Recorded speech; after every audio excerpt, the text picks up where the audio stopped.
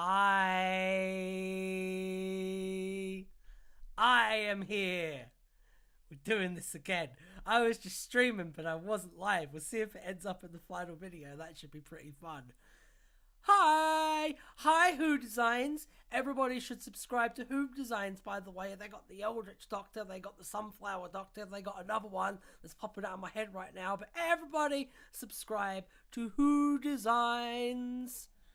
Oh, I see James York in the chat as well. Everybody go check out the Queer Doctor Adventures on TT Productions as well. They are magnificent. Okay, without further ado, let's get started with this. So, ranking season 1 of Doctor Who. There's 13 episodes. World's basically ending all around us, so we're going to try and distract ourselves with this lovely season of Doctor Who, which, as we all know, doesn't have any agendas or politics or any of that left tits agenda that I'm hearing is so scary everywhere. Hello, darling. Right, let's get going.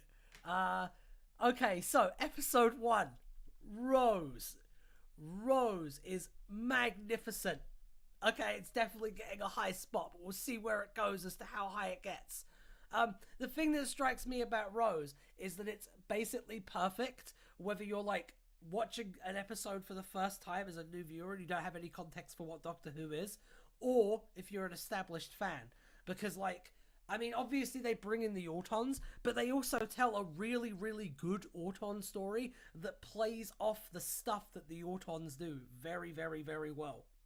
Like, there's certain key benefits to having an Auton story, like the paranoia of like the idea that like any plastic item can suddenly murder you, and I'm suddenly side-eyeing my water bottles a little bit, because you know, that's how that paranoia can get you. In terms of like how it introduces new viewers, I think that centering it around Rose and doing such an emphasis to show that she has like a normal life and normal problems and like normal benefits as well, like all of these things really, really, really, really help with like keying you in as a viewer. And like the fact that in the first 5 minutes you get the main selling point for what Russell's trying to do with Who, which is kind of like this Doctor Companion trading witty dialogue, fast-paced action, very like Buffy the Vampire Slayer influenced. Yeah, I just think that it's all just very, very, very well put together. I think there's very good performances all around. I'm gonna put it in the hot chocky milk category. I think it's very, very, very solid. It basically perfectly does what it's supposed to do, and while it is held back a bit from the fact that it's the first episode, so it can't really do the really exciting stuff that Doctor Who can do, it is phenomenally solid. And yeah, I agree, Erica June, it was a good intro. It was a very good intro. Right, so episode 2, episode the second, The End of the World, where we were introduced to pop culture icon, the Mox of Balhoun, everybody's favourite attorney. So, this one's interesting because I would say this one is the most like polarizing taste-wise, because like I love it personally. I like it quite a lot, but I also have to be very aware that it can really, really push people away as well, especially like people who are a little bit more like camp averse, shall we say, you know, lame people, right? They'll find it very difficult, I think. However, the fact that it's like this nice closed room murder mystery, I really enjoy.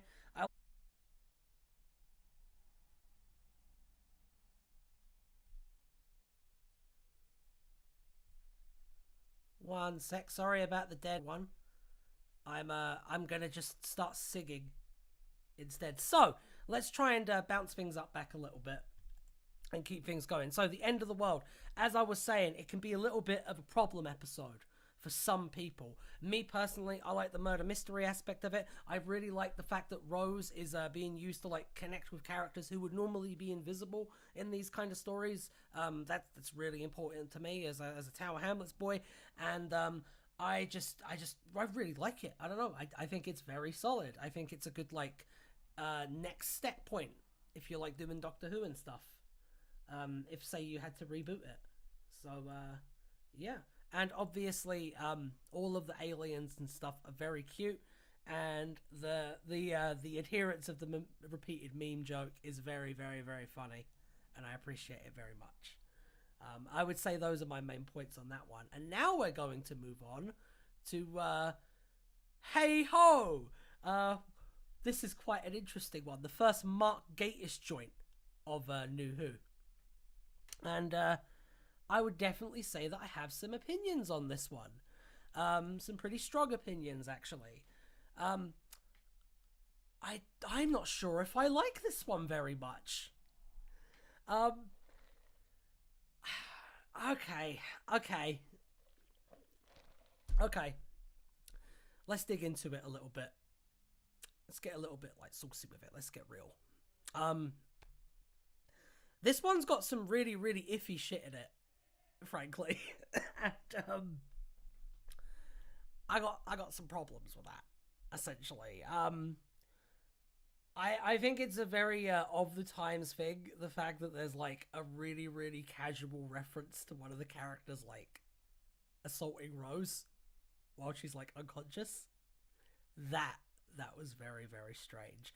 I also think that the accidental, well, I hope it was accidental, Mark. The accidental message that refugees are actually dangerous and they're a shadow threat coming to replace us. Whoops! Wasn't really the wisest decision there, in my opinion. On the positive side, Simon Callow as Charles Dickens is obviously wonderful. I think the production crew did a very, very, very good job. The I'm gonna die in the dungeon in Cardiff bit is wonderfully performed and wonderfully written. This kind of vulnerability and humanity that New Who kind of brings to the table, it really shines in that scene. However, it's still a story about how refugees are evil. So, it's a really hard one. I'm gonna put it. Do I put it in bad regular edition or do I put it in mini city? Because it is not awful. There's a lot of merits there. There's just also some really, really bad stuff as well. Simon Callow is indeed Queen James York. Okay, I'm going to put it in bad. And I'm going to stand by that. And this is probably the point to hop off. No. I kind of, I think that the bad outweighs the good with this one. And I think that, I mean, at the end of the day with the Rift, this is a shallow joke, but I mean, all we got out of it was Torchwood, so I'm fine with putting it in bad. Aliens of London, Episode 4, A New Hope. Let's go. So, Episode 4. Now, this one, I have opinions on. The first two-parter of New Who, which also, very excitingly, means that it's the first cliffhanger. And as a classic Who aficionado, I love me some cliffhangers. Cliffhangers are wonderful. Kira C. Scott Rose isn't in the lowest tier. Bad live stream. You are wrong. And that is all I will say for now. Okay, Aliens of London. So this is what I like about this one. Okay. This is what I like about this one. It's insane that this got made. It's insane that this was allowed to be made. And I love Russell T Davies so much for getting this made. I think this is one of the most slept on Doctor Who stories ever made. I mean, obviously, anyone who knows our material knows how deeply I love the Slovene. By the way, watch The Master's Christmas Vacation after you watch this. It's very good. Adam Lloyd does an amazing job. Everyone does an amazing job. The entire crew did an amazing job. It's one of our best things. Watch The Master's Christmas Vacation after this. And then watch Times Champion. But yeah, so, this is a story. This is a story about how a bunch of, like, skin-stealing reptilians infiltrate the government and then, like, do a false flag, like, plane crashing into a building to justify doing like a war because they just want to get oil. That is what this is about. Oh my god, it's amazing. And if you dismiss it just because it has like fart jokes in it, you are missing out. I'm not going to judge you. I'm going to judge you a little bit. I'm not going to judge you. But like, you're missing out. And like, yeah, we'll go into a little more detail about this, okay? We will talk about the cliffhanger really quickly.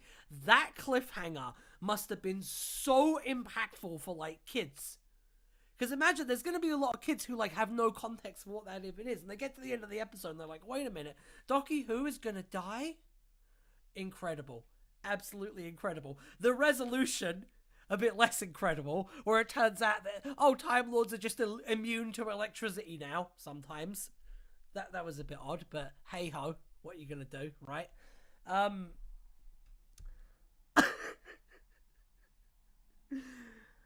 This is the Keen.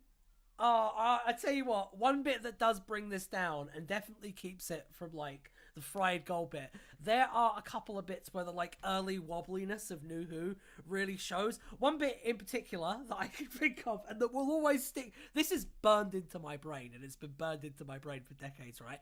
The scene where Jackie and Mickey, I think they've just both like defeated the Slovene for the first time or something, and Jackie just like looks in the direction of the camera and she's like, it's out there, that's the Keen, it's out there, Mickey. And it just turns into this weird stage production for a second. Very strange. Definitely a choice, Russell. Yeah, I love it though. I think that the stuff they did to expand on it later on in Torchwood was actually pretty interesting, I will say. I like the bag on Torchwood, but there's some good stuff in there. There's also the sex gas, though, let's be real. So, hello, Malak 900. The Next Time trailer was a giveaway, as you saw the Doctor was fired the next episode. Yeah, I think that's... Let's talk about cliffhangers for a second and the fundamental appeal of cliffhangers. It's not necessarily like that you actually think that the main character is going to die. The appeal is more like, how is the main character going to get out of this one? That's definitely like if you're trying to write a good cliffhanger, that's what you need to do. You need to create a situation where like the audience has to really think about how it's even possible for them to survive it. That's how you know you've got a good one on your hands. So let's rank them separately. I would say Aliens of London is a bit more solid because it does like the build up so well. It does the stuff about like how humans would react to an extraterrestrial presence really, really well, and it really keys into a lot of like the realism of like Doctor Who. So I'm going to put that in hot chalky milk. World War III, I would say it's a bit wibbly-wobbly in places. It kind of feels like a microcosm of like some of the issues that prop up with finales in Russell seasons in general. And it's kind of got a big messy climax that doesn't really make sense, but it's got really high emotional notes, so you kind of forgive it anyway. But I'm going to go for... Can't really put it in Midi City, that's not fair. So I will put it in hot chalky milk. But I will move you up to fried gold, and now my scaling is still accurate. And there we have it. That's the entire season, right? I'm done now. I can go home. Oh, wait, what? So, Boomtown. Why is that next? That's not next. That's not next. Whoever did this list is an idiot. Oh, wait, it was me before. I was like, oh, I'll put them in order. I'll be really smart and organized and professional. Whoops. So, Dalek.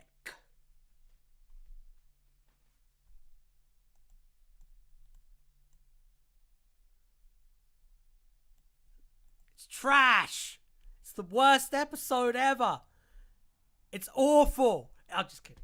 I can't even pretend. No, obviously. All right, so Dalek. Dalek is obviously like kind of a masterpiece, right? I think we all know this to be true. It's a really, really hot take to say that you don't like Dalek. It's so hot that I think it might burn through your own tongue if you tried to say it. Yeah, Dalek is the first real masterpiece of Doctor Who, and in some ways it's never really been bettered.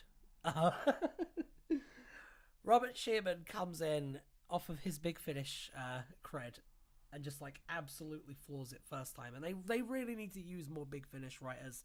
I know that's not a controversial take, but they really do, because I mean, look what happens. So let's look at the problems that Russell had with this episode, and the way he went about solving it. Okay, like, the main issue that he had is that the Daleks were seen as kind of a joke before this episode. And I know there's some younger folks watching who don't remember this, okay? But, like, before Dalek, the idea that the Daleks could be scary would get you beaten up in school. That's how it was. That's just how it was. They were a joke, okay?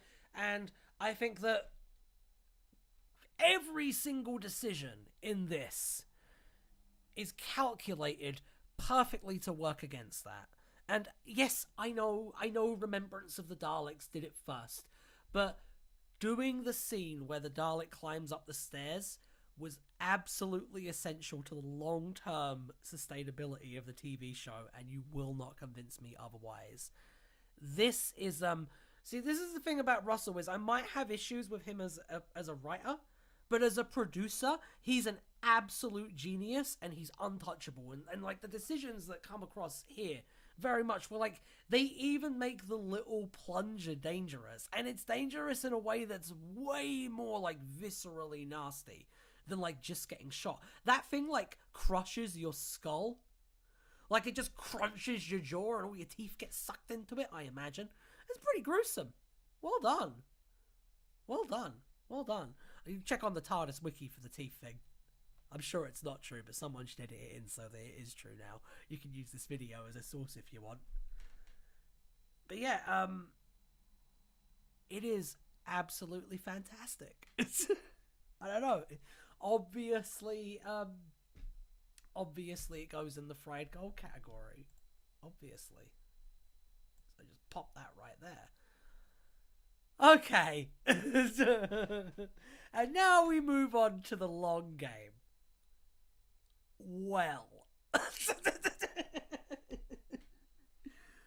Boy, oh boy. Let's weigh up the positives and negatives about this, because my initial emotional reaction is visceral disgust for some reason, and I quite like to unpack that. Oh, hello, Kira. Bringing the Daleks back through the revelation that they're the mystery enemies we've been hearing about having fought by the Time Lords in the Time War is genius.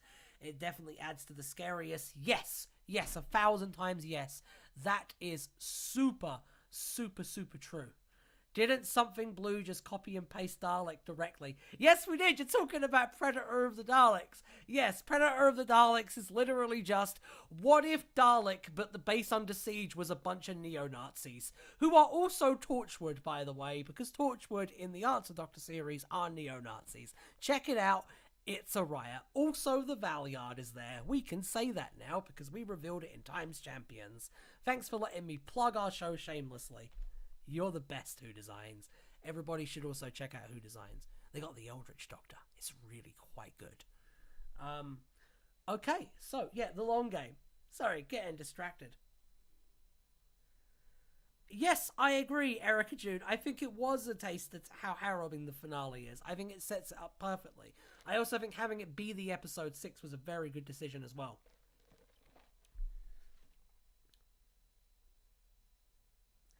Yeah, that's true, Who Designs. You did design the Dalek and Predator of the Daleks. I do like it. It is very good. So, the long game. Although, yes, we can just turn this into a Predator of the Daleks stream. Here, I'll play it. No, so, the long game. Long game. The longest game. With Seaman Pog in it. I don't think I like it very much. My initial reaction, as I said before I got distracted by the chat, was visceral disgust. But I think that's a bit unfair. So we'll talk about positives and negatives. We'll talk about negatives first. Adam. It's the big one, Adam. It's just an awful character. I get that the point was to like show the kind of character who wouldn't be a companion. I just don't think that this is how you execute it. You certainly don't execute it by casting a block of fucking wood. No offense to the actor, but something wasn't working there. There was some disconnect going on. Yeah, that just didn't do it for me personally. I would say the media commentary was pretty interesting. And a lot of the stuff that sets up the finale in this is really good. However, it's only good in the context that it makes the finale better. It does not make this story better. The idea that like our entire media apparatus is just run by like fat globby monsters is very on point and very based. I like that a lot. Not sure how much I like the execution of it. For some reason, even though I like his character in this, I just can't help but feel like this was a huge waste of Simon Pegg, personally. And that's going to be a big issue for me. So yeah, this might be the one that's like the shallowest dislike from me, probably, on reflection. But yeah, I just don't really vibe with this one. And while I think it has some interesting stuff to say about like how mass media can pollute and change our worldviews, and I think there needed to be more stuff about what I would have liked to have seen. Actually, I'm rewriting this episode in my head now. But what I would have liked to have seen is so you know the character, I can't remember what her name is, but she's like secretly a resistance fighter.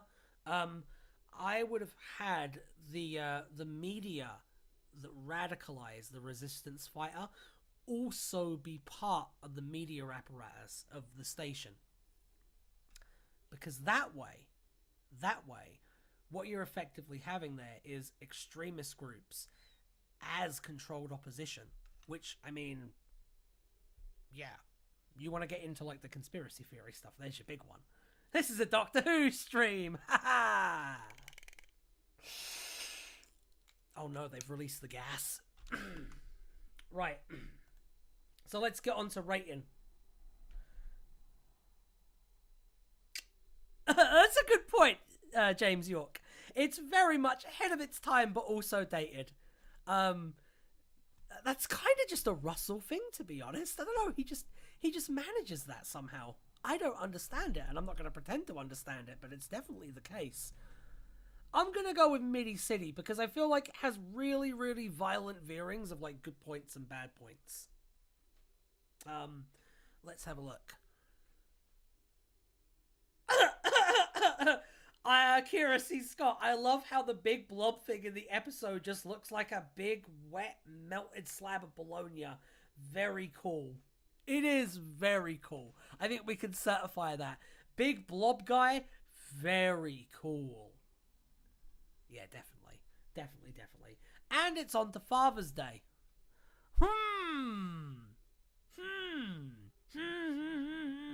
I wonder what my opinion of Father's Day is. Okay, so from top to bottom, every single element of this. I think the most interesting thing about this story is the episode that it replaced. The idea of like the Doctor basically groomed Rose, which is almost what this was going to be about. Yeah, I don't think we would have gotten a season 2. I've got to be honest. We would have missed out on David Tennant, and although I'm sure that Diamanda Hagen wouldn't have minded, I do think the world would have been worse off for that. So I am glad that we got Father's Day. It's kind of hard because on the one hand, like, it is a really, really good story with really, really good themes. But on the other hand, like, for it to work as a story, you kind of have to ignore all of the rest of Doctor Who. Because it's not how time travel works in the rest of Doctor Who. And, I don't know, it just throws a big wrench into it for me. I'm sure that's just me being, like, a nerd and stuff. But the fact that, like, causality and causal loops don't work the way in this that they do in, like, other episodes, like, it really messes with me. Basically. Am I weird? Chat, am I weird for that? Or is that, like... Is that just me? Is that like normal to like be a bit like head bobbled by the disconnect there? That's very much going on. I don't know, letters on a postcard, because it seems like we got some latency, so I guess I'll find out in a minute. But the performances are very, very good. Camille, in particular, is fantastic in this, but she's amazing in everything. The lady who plays Jackie Tyler, her full name is escaping me at the moment because I'm stupid.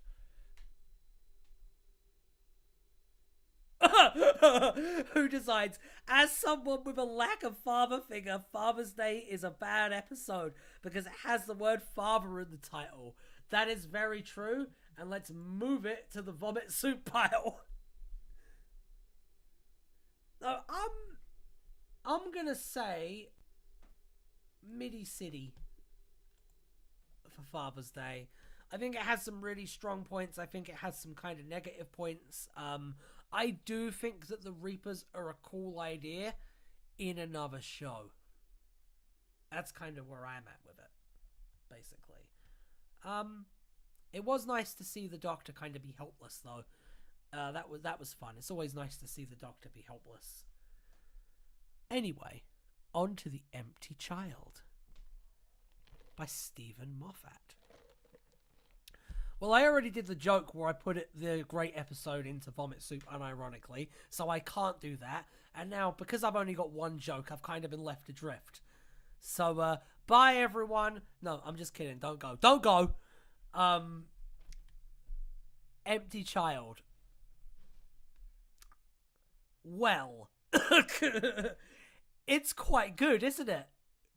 Yeah, it's a pretty good episode. I don't know. It's kind of been picked apart to death. I'm not really sure what there is left to be said about it that's like even interesting. But I'm gonna give it a go. I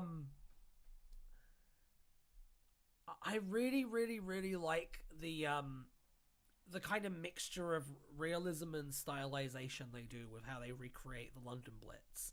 I think that's really cool. Like, it's got a very not any particular type of visual style with the suffix punk at the end of it, but one of those. I'm not sure which one. It's cool though. I'm really into that. I think that Captain Jack Harkness is introduced really well, and I really like the fact that he's very much presented just in the context of being like a mirror image to the Doctor. I don't agree with Russell that you needed to create this character just to have a character who can do action scenes, because, like, hot take, the Doctor should be doing action scenes. It's Doctor Who. I don't know. Watch the classic series and you'll see what I mean if you haven't seen it. But I feel like the Doctor could do with kicking a little bit more ass on TV. I'm hoping we see a bit more of that with Shooty, to be honest. Which, I mean, he definitely seems like he can. So, let's see, eh? But what was I talking about? I'm sorry, I was thinking about fighting. The Empty Child, appropriately enough, set in World War II.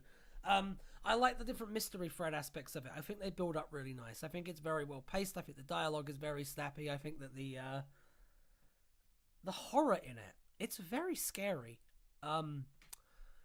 Yeah, I'm just going to say all round, it's going to go in the fried gold category, and so is the Doctor Dances. And the only thing I will add about the Doctor Dances, because it has everything that I said previously, is the stuff about boning is very funny. And that's all I have to say about the Doctor Dances. So, yes, I agree, Felicia M. Mystery lady who's totally not my wife. I think he is going to kick ass. I hope he kicks ass. Hang on. Kira C. Scott, what'd you say? The next evolution of the joke is to make a tier under vomit soup and put Empty Child there. That is true. Maybe I'll do that for Heaven Sent if these make it to season 9, which it looks like they might, because my god, people are actually watching this. I'm sorry. I'm so sorry. 3 episodes left. Let's do this. So, Boomtown. The town of booms. I have to keep leaning sideways because, like, I, like the genius that I am, the very stable genius that I am, put the chat right in front of the microphone. So let me just fix that right now. Okay. Boomtown is really, really, really, really, really, really, really, really good. Just the decision to put like a slow character piece right before we get the big like ever finale was so smart, but also very, very risky, and I'm really, really glad that they did it. I think that this kind of slowdown in energy that you get right before things like really ramp up, it allows for you to have some moments that you wouldn't normally get, or you wouldn't expect to get in a show like Doctor Who, for the relationship that it, not the relationship, sorry, the reputation that it had at the time. And I just think that this one does a really good job with its pieces. I think that Christopher Eccleston is amazing in it. I think the lady who plays Margaret is amazing in it. Everyone else does a very good job too, but it's very much centered around them. And also, of course, I'm going out with Trisha Delane, which is it's funny stuff. I don't know.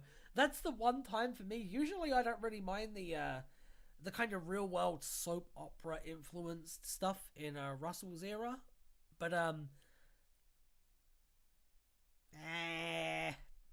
didn't really do it for me. Once again, very shallow criticism, purely based on like personal preference, not based on any real media analysis, media literacy kind of stuff. Just didn't really vibe with that aspect of it, to be honest. That's going to keep it from the fried gold. No, I'm kidding. The thing that keeps it from being in fried gold is that the resolution is a little bit stupid, but you know. Oh, hello, Malik900. I once saw someone vomit on a night out in Cardiff Bay. Always put me off the episode since. Yeah, all right, Malik. You saw someone vomit in Cardiff Bay. Okay.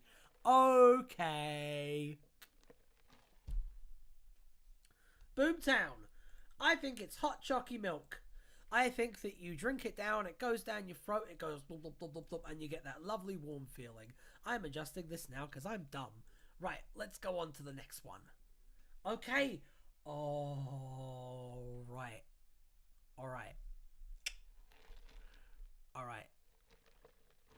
Kids' time is over. It's time for the adults to play. Or into season finale territory.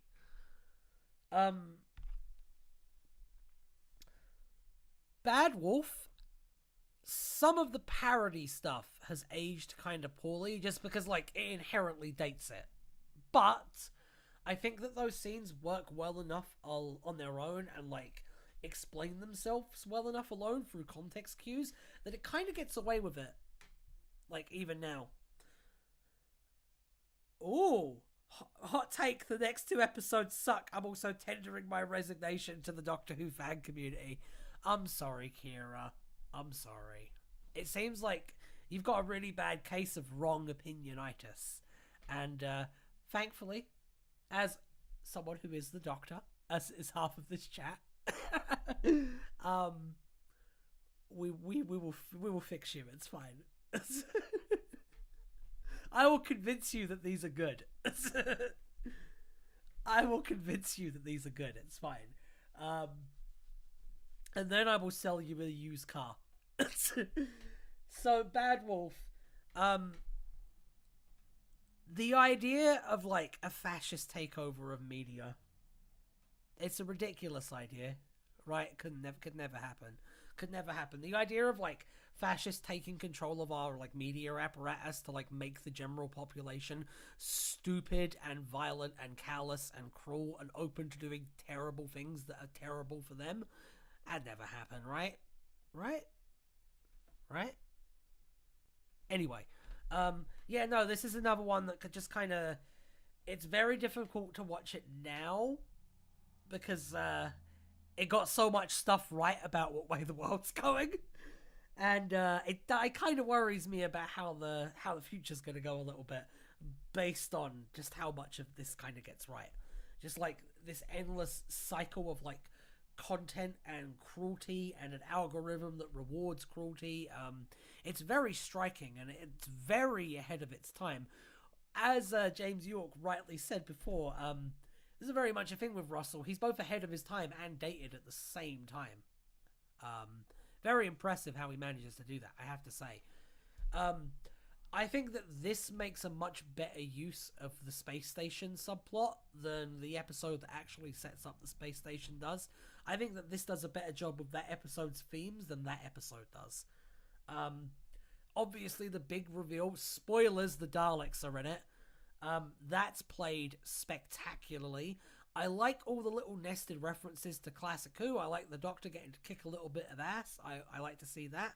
I like the fact that the kid who's like hooked up to the Ghost in the Shell Akira machine, that's really, really cool, and it's very reminiscent of Remembrance of the Daleks and the Battle Computer Girl from that.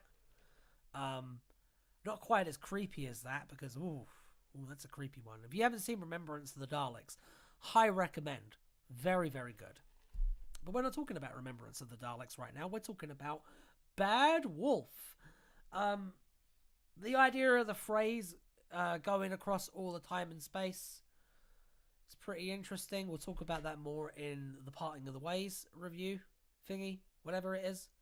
But overall, I think that this one is excellent, but the dated elements keep it from true greatness, so I'm going to put it in the hot chocky milk category. And it's going to stay there forever and ever and ever. Kira, you're wrong about this. I'm sorry. I'm so sorry, but you're wrong about this. Parting of the Ways. The conclusion, both to this season and to this live stream. So, we made it. Everyone, we made it. I can't believe we made it. Parting of the Ways is... it's just magnificent. I can really hone in deep and talk about the characterization here first.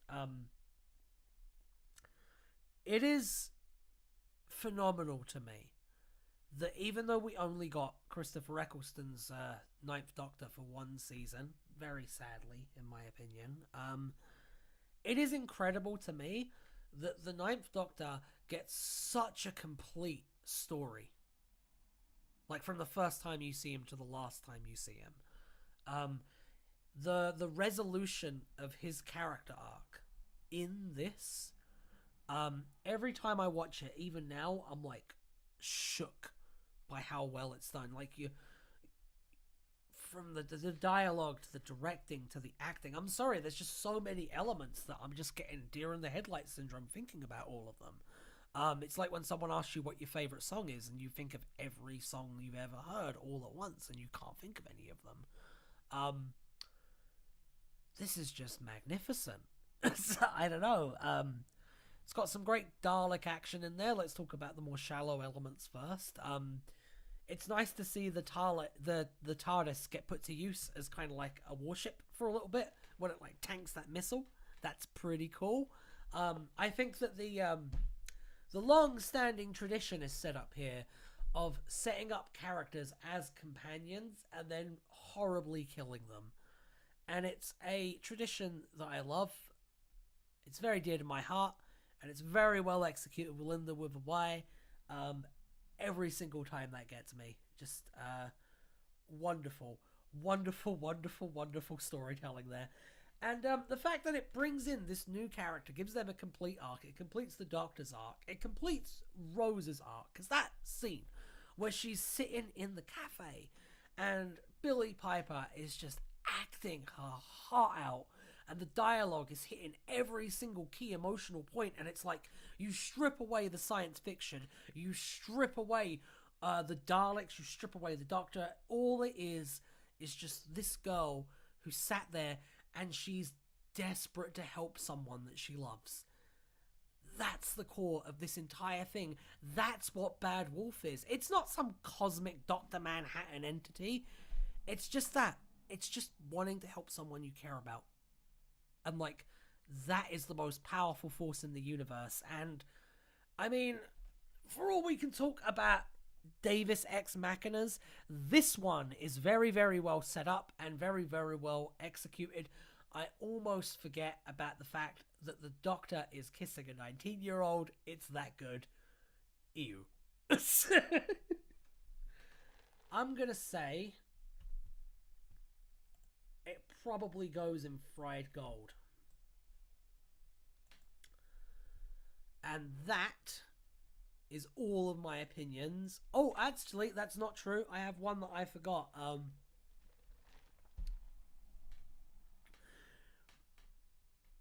Rose's moment in Aliens of London. It really, really speaks to me that Russell very, very much understood that there was only so much he could get away with that episode. But I really would have liked to see Nine fucking slap her in the face for being fucking homophobic. That's all I would like to say as a closing note. Thank you for joining the stream, everyone. I have had a wonderful time. I hope you've had a wonderful time. Hopefully next week we'll be doing season 2, and I'll just keep doing these because no one can stop me. Have a wonderful night, and yeah.